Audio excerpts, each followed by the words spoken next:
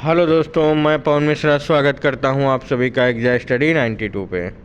प्यारे दोस्तों, कैसे हैं आप सभी। आशा करते हैं आप सभी अच्छे होंगे और आपकी पढ़ाई अच्छी चल रही होगी। दोस्तों, जैसा कि आप सभी को पता है, इस चैनल पर अपडेट के साथ साथ में हम लोग क्लासेस भी करते हैं और अपडेट भी देते हैं। उसी के क्रम में हम फिर हाजिर हैं आप सभी के लिए लेकर के जो उत्तर प्रदेश विशेष की रामबाण सीरीज चल रही थी, उस सीरीज का अंतिम वीडियो और अंतिम पार्ट यूपी में कला एवं संस्कृति। इस वीडियो में हम लोग देखेंगे यूपी में नृत्य, उत्सव, मेला और जनजातियाँ। तो वीडियो को हम ज़्यादा लंबा नहीं रखेंगे, थोड़ा जल्दी ही कवर करेंगे। चारों टॉपिक को हमने एक साथ रखा है और ये वीडियो आपकी उत्तर प्रदेश विशेष की रामबाण सीरीज जो चल रही थी उसकी अंतिम वीडियो होने वाली है। 32 वीडियो में हमने संपूर्ण यूपी जी के ख़त्म किया है। तो आप लोग यूपी SSC के 20 में से 20 लाने के लिए यूपी जीके के जो है इस 32 वीडियो को सभी को देखें और उनके नोट्स बना लें, और साथ में हम जो बोलते हैं उसको भी ध्यान से सुने, वहाँ से भी आप लोग नोट्स बना लें। एक बार नोट्स कंप्लीट बना करके आप लोग उसको रिवाइज करते रहिए। 20 में से 20 की गारंटी हम लोग इसी 32 क्लास से ले रहे हैं। और ये क्लास यूपी जी के जो भी है, UPSI, UPPCL, RO, UPPSC सभी एग्ज़ाम के लिए बहुत महत्वपूर्ण होने वाली है। स्पेशली यूपी SSC के सभी एग्ज़ाम के लिए, क्योंकि उसमें यूपी विशेष 20 नंबर का कंपलसरी कर दिया गया है। तो दोस्तों, ये रामबाण सीरीज की अंतिम क्लास है। इस क्लास के बाद हम लोग नई सीरीज शुरू करेंगे या नया प्रैक्टिस को शुरू करेंगे यूपी जीके का अलग से। ये सीरीज यहीं पर समाप्त होती है दोस्तों। तो ये वीडियो आपके लिए बहुत महत्वपूर्ण है। इसमें हमने 4 से 5 टॉपिक कवर किए हैं। चलिए शुरू करते हैं अपना वीडियो। उत्तर प्रदेश में कला एवं संस्कृति। उत्तर प्रदेश में कला एवं संस्कृति। Marriage college of Hindustani music की स्थापना 1926 में पंडित विष्णु नारायण भातखंडे के प्रयास से हुई। 1960 में इसका नाम बदलकर भातखंडे हिंदुस्तानी संगीत महाविद्यालय कर दिया गया। सन 2000 में डीम्ड विश्वविद्यालय का दर्जा इसे प्राप्त हुआ और 2000 में ही इसका नाम भातखंडे संगीत संस्थान, भातखंडे लखनऊ संगीत संस्थान कर दिया गया है। लखनऊ में ही स्थित है आपका भातखंडे लखनऊ संगीत संस्थान। आगे चलते हैं।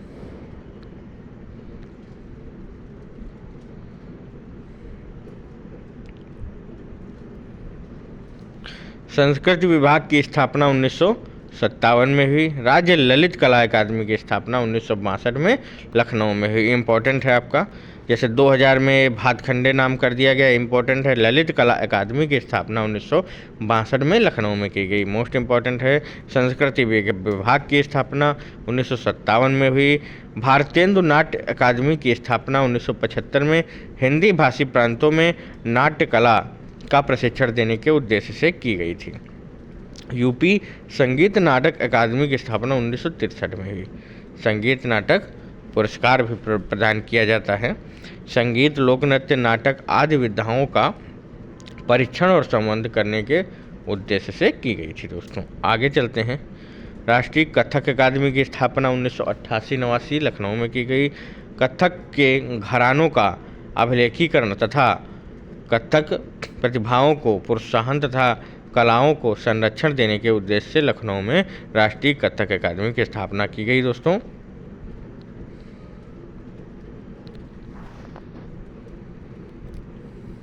आगे चलते हैं। अयोध्या शोध संस्थान 1986। तुलसी स्मारक भवन अयोध्या में। नाट्यशास्त्र उत्तर भारत में संगीत की बाइबिल, इसकी रचना भरतमुनि ने की। इम्पोर्टेंट है, नाट्यशास्त्र की रचना भरतमुनि ने, उत्तर भारत में संगीत की बाइबल कहा जाता है। अगला आप चलते हैं। अमीर खुसरो। अमीर खुसरो का जन्म 1223 में पटियाली कासगंज में हुआ था। इन्होंने ध्रुपद तथा ईरानी शैली को मिलाकर एक नई शैली का प्रचलन किया। इस नवीन शैली को आगे चलकर ख्याल शैली कहा गया। अमीर खुसरो ने ईरानी आधार पर तराना, नक्शगुल तथा कव्वाली गायन शैली का प्रचलन किया। सितार, वीणा का उन्नत रूप तथा तबला का आविष्कार भी अमीर खुसरो ने किया। अमीर खुसरो का संगीत के क्षेत्र में बहुत बड़ा योगदान है। वल्लभाचार्य ने पुष्टि मार्ग की स्थापना की। वल्लभाचार्य ने संगीत के साथ भजन और पद मंदिरों में पूजा में सम्मिलित कराया। अष्टछाप की रचना वल्लभाचार्य व पुत्र विट्ठलनाथ ने मिलकर की। अष्टछाप में 4 जो है वल्लभाचार्य के शिष्य और 4 विट्ठलनाथ के शिष्य थे। भक्ति काल के 8 कवि जो थे वो अष्टछाप में आते थे। अष्टछाप के कवि पदों की रचना करते थे तथा पहर के अनुसार उन पदों का गायन करते थे। जैसे जो पहर चल रहा है उस हिसाब से उनका गायन करते थे। प्रातःकाल में राग भैरवी, राग भैरव और मध्यकाल दोपहर में राग सारंग, सायंकाल में राग नयन गाया जाता था।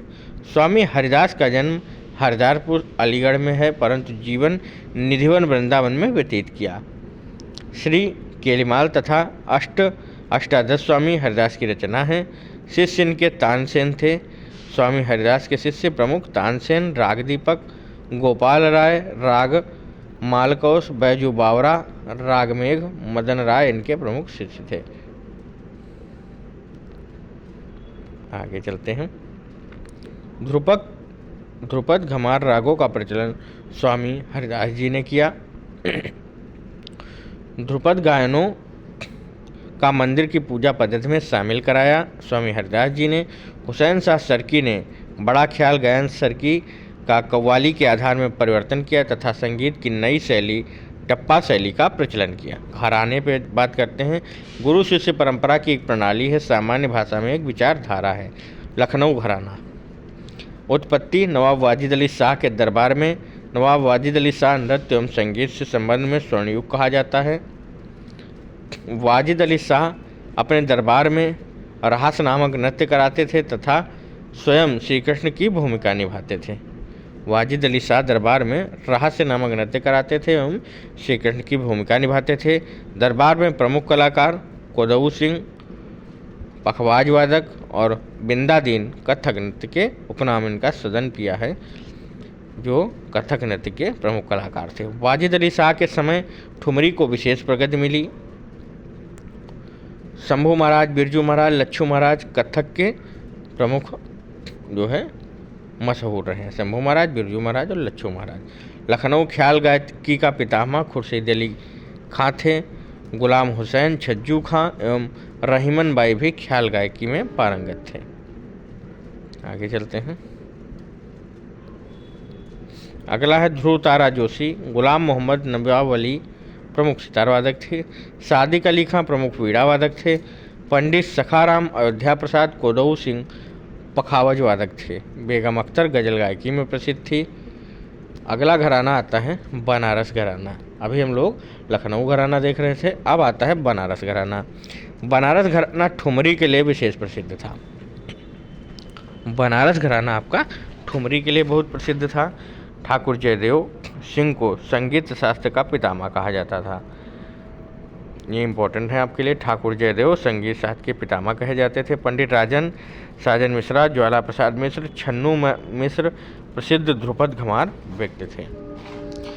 रसूलन बाई, चित्राबाई टप्पा गायन शैली में प्रसिद्ध थी और कंठे महाराज, किशन महाराज, समता प्रसाद मिश्र, अनोखे लाल मिश्र प्रमुख तबला वादक थे।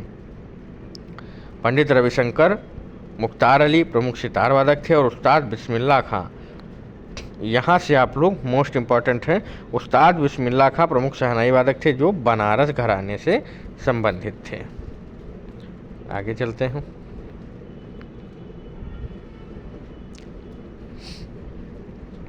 सितारा देवी, अलखनंदा, जयकरण मिश्रा प्रमुख कथक नृत्यक थे इनके। अगला है रामपुर घराना। रामपुर घराने के संस्थापक नेमत खां और सदारंग थे। सहारनपुर घराना, यह घराना सरोद वादन के लिए प्रसिद्ध है, विशेष प्रसिद्ध है सहारनपुर घराना। अगला प्रमुख आता है आगरा घराना। आगरा घराना आपका संस्थापक श्यामरंग तथा रसरंग थे। कुछ अन्य लोगों के अनुसार संस्थापक अलखदास व मलूकदास थे। आगरा घराने की उत्पत्ति सुजान खां द्वारा मानी जाती है। इसे कव्वाल बच्चा घराना भी कहते हैं।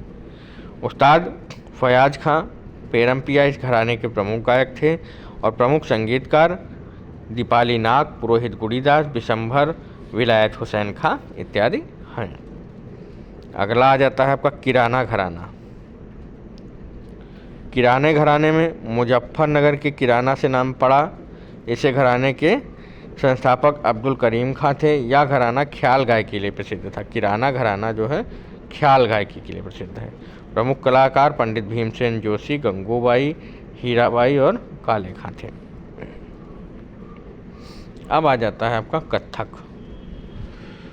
कथक पर बात करते हैं। कथक में ठुमरी का समावेश बिंदादीन ने किया। कथक के कलाकार शंभू महाराज, लच्छू महाराज, बिरजू महाराज, लीलो सौखे, तारा देवी, सितारा देवी थे। उत्तर प्रदेश का प्रसिद्ध नृत्य लोक नृत्य नौटंकी है। इम्पोर्टेंट है आपका।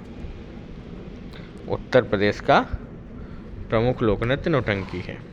अब बात कर लेते हैं लोक नृत्य की।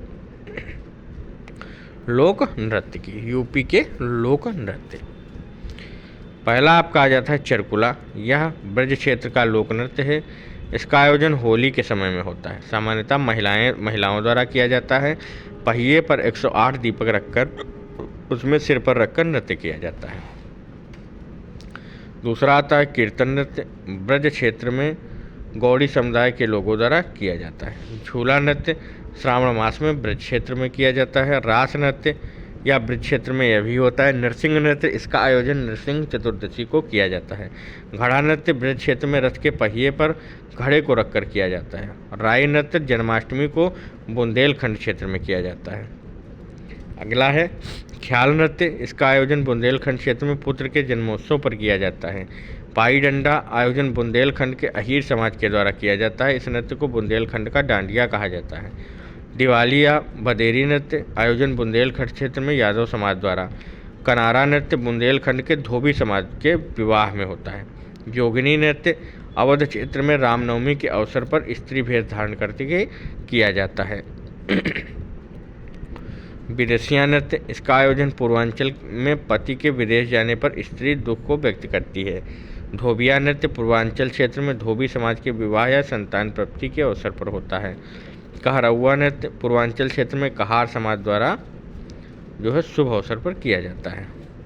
ये आपके नृत्य हैं, चल रहे हैं महत्वपूर्ण नृत्य हम जो है आपको करवा रहे हैं। अगला आ जाता है आपका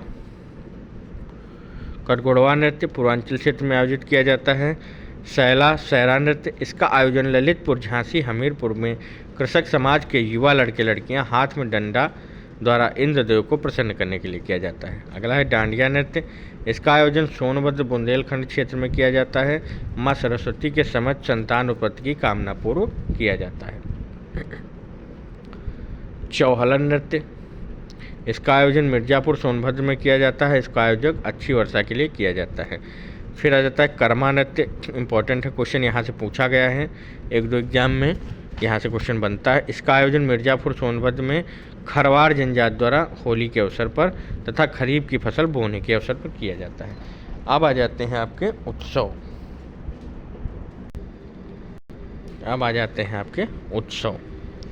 सबसे पहले है राम बारात उत्सव, प्रतिवर्ष आगरा में किया जाता है। दूसरा ताज महोत्सव, प्रतिवर्ष फरवरी माह में आगरा में होता है।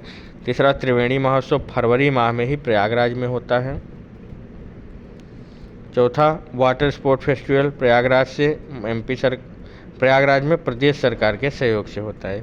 पांचवा गंगा महोत्सव, बनारस में प्रदेश सरकार के सहयोग से होता है।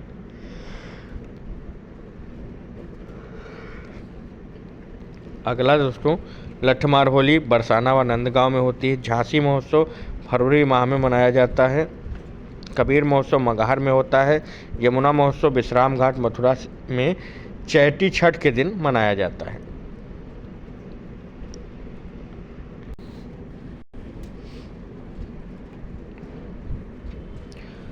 अब आ जाते हैं, हमने अभी तक नृत्य देख लिए, कला संस्कृति से शुरुआत की, नृत्य देखे, उसके बाद में हम लोग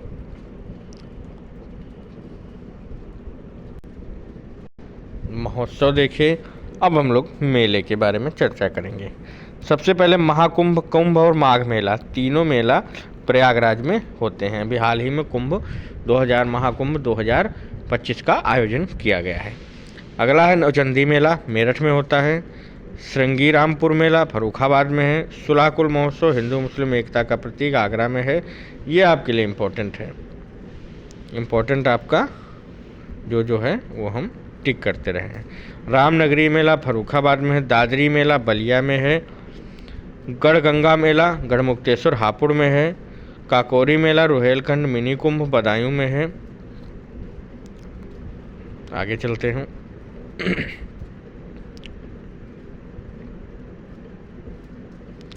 सीकरी मेला मोदीनगर गाजियाबाद में है, कंसवध मेला हमीरपुर में है, फागुन मेला रामपुर में है, स्वामी हरदास जयंती मेला निधिवन वृंदावन में है, देवहट मेला दाऊजी मथुरा में है, शौरी मेला कासगंज में है, खिचड़ी मेला गोरखपुर में है, इम्पोर्टेंट है आपका।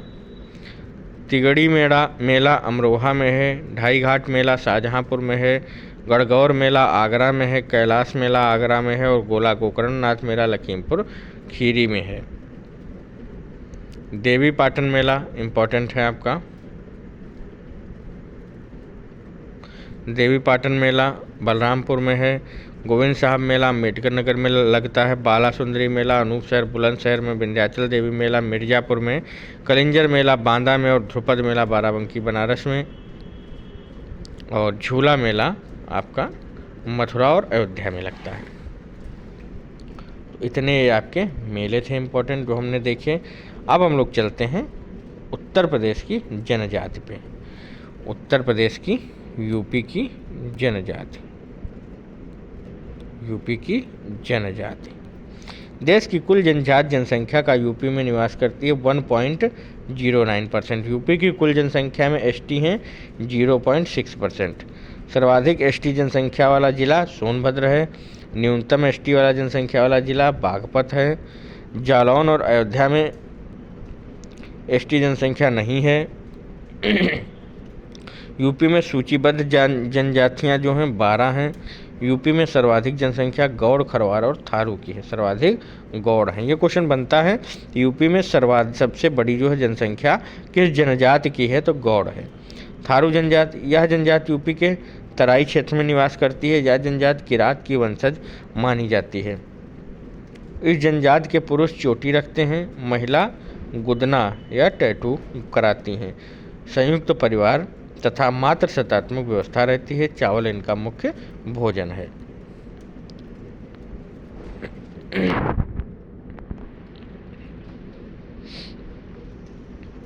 आगे चलते हैं। चावल इनका मुख्य भोजन है। इस जनजाति में विवाह के लिए दहेज नहीं लिया जाता है तथा बदला विवाह प्रचलित है। हिंदू धर्म को मानते हैं तथा काली देवी की पूजा करते हैं। थारू जनजाति के लोग दीपावली को शोक पर्व के रूप में मनाते हैं। ये लाइन बहुत इंपॉर्टेंट है। क्वेश्चन बहुत पूछा गया है, मतलब रिकॉर्ड तोड़ क्वेश्चन है। ये पूछा गया है कि कौन सी जनजाति है जो दीपावली को शोक के रूप में मनाती है, तो थारू जनजाति। अर्थव्यवस्था कृषि प्रधान है। इस जनजाति में शिक्षा के लिए लखीमपुर खीरी में एक महाविद्यालय की स्थापना की गई है। थारू विकास दिवस 2 अक्टूबर 1980 से शुरुआत की गई है। आगे चलते हैं। बुक्सा या भोक्सा जनजाति। बुक्सा या भोक्सा जनजाति। यह जनजाति बिजनौर में निवास करती है। स्वयं को पतवार राजपूतों का वंशज मानते हैं। मछली चावल मुख्य भोजन है। गाय, मोर और बंदर का मांस नहीं खाते। मदिरा पीना पसंद करते हैं। इस जनजाति की महिलाएं सिर पर बड़ा जोड़ा बांधती हैं। इनके समाज में स्त्रीकरण पाया जाता है। इनके समाज में गोत्र व्यवस्था पाई जाती है। पितृसत्व परिवार होते हैं। अनुलोम तथा प्रतिलोम विवाह प्रचलित है। अनुबंध विवाह होता है। हिंदू धर्म को मानते हैं। काशीपुर की चामुंडा देवी मुख्य इनकी देवी हैं। राजनीतिक व्यवस्था के रूप में बिरादरी पंचायत होती है। इस पंचायत का सर्वोच्च पद तखत वंशानुगत होता है। अगली बात कर लेते हैं खरवार जनजाति। यह जनजाति मिर्जापुर, सोनभद्र, बलिया, गाजीपुर, देवरिया में निवास करती है। स्वयं को सूर्यवंशी मानते हैं। हिंदू धर्म को मानते हैं। दूल्हा देव इनके विशेष पूजनीय हैं। बसंती पूजा भी मानते हैं। कर्मा नृत्य करते हैं। आगे चलते हैं।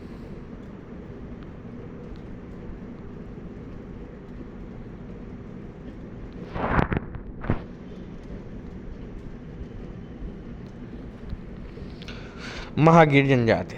यह जनजाति बिजनौर में निवास करती है। मछली पकड़ने का कार्य करते हैं। इस्लाम धर्म को मानते हैं। महागीर जनजाति इस्लाम धर्म को मानते हैं। तो यहीं तक था दोस्तों। Subscribe Exa study 92। दोस्तों आप लोगों को बता दें, ये हमारे यूपी जीके की अंतिम क्लास थी। यूपी जीके कंप्लीट होता है यहाँ पर टोटल 32 क्लासेस में। यूपी जीके 32 क्लासेस में आपका कंप्लीट होता है। यहाँ पर यूपी जीके संपूर्ण हुआ। आप लोग पूरी 32 क्लासेस देखकर एक बार अगर नोट्स बना लेते हैं तो आपको कहीं इधर उधर भटकना नहीं पड़ेगा। हमारे चैनल को सब्सक्राइब कर दें और क्लासेस को लाइक भी कर दें। दोस्तों जितनी भी क्लासेस आप लोग देख रहे हैं कम से कम लाइक ज़रूर कर दिया करें और चैनल को सब्सक्राइब करके बेल आइकन ज़रूर प्रेस कर लें। दोस्तों धन्यवाद। एग्जाम स्टडी 92 रखे आपको एक कदम आगे। चलते चलते अपने चैनल के बारे में फिर से बता दें, यूपी जीके कंप्लीट प्लेलिस्ट पड़ी है, आप लोग देख सकते हैं। इसके बाद हम कुछ नया शुरू करेंगे। स्टैटिक जीके की प्लेलिस्ट पड़ी है, उसमें वीडियो हम लोग अपडेट करते रहते हैं। समय समय पर वीडियो उसमें बढ़ रही हैं धीरे धीरे। हिंदी की 3 प्लेलिस्ट चल रही हैं हमारे पास। एक वीडियो में हम लोग टीजीटी पीजीटी बीपीएससी के लिए बिहार के लिए चला रहे हैं, दूसरी हम लोग पीवाईक्यू हिंदी करवा रहे हैं और तीसरी क्लासेस जो है और हिंदी की चल रही है। तो हिंदी की 3 प्लेलिस्ट हैं, यूपी जी के 1 कंप्लीट हो चुकी है और स्टैटिक जी के समय समय पर अपडेट हो रही है। तो तीनों सब्जेक्ट के लिए आप लोगों को इधर उधर नहीं भटकना है। हमारे टेलीग्राम और व्हाट्सएप ग्रुप से जुड़ने के लिए हर वीडियो के कमेंट बॉक्स में लिंक पिन रहता है, आप लोग जुड़ जाइए वहाँ से आपको क्या फ़ायदा होगा, तो वहाँ पे आपको ग्रुप में हम लोग डायरेक्ट जो है कोई अपडेट नहीं प्रोवाइड करा पाते हैं, वीडियो नहीं बना पाते हैं समय के अभाव के कारण, तो हम लोग डायरेक्ट मैसेज के माध्यम से पीडीएफ के माध्यम से वहाँ प्रोवाइड करा देते हैं। और उसके अलावा हम लोग स्टडी मटेरियल भी वहाँ पर प्रोवाइड कराते हैं आप लोगों को। चैनल से जुड़ जाइए और ग्रुप से भी जुड़ जाइए। किसी भी समस्या के लिए आप लोग ग्रुप में मैसेज कर सकते हैं, आपको हम लोग हर संभव मदद करेंगे। ग्रुप से आप लोग कमेंट बॉक्स में कमेंट में भी मैसेज कर सकते हैं। कोई भी समस्या हो हम लोग हर संभव आपकी मदद करेंगे। एग्जाम स्टडी 92 रखे आपको एक कदम आगे। धन्यवाद। फिर से बोल रहे हैं, चैनल को प्लीज़ सब्सक्राइब करके बेल आइकन जरूर प्रेस कर लें और हर वीडियो को लाइक शेयर जरूर कर दिया करें जो भी वीडियो देखा करें। धन्यवाद।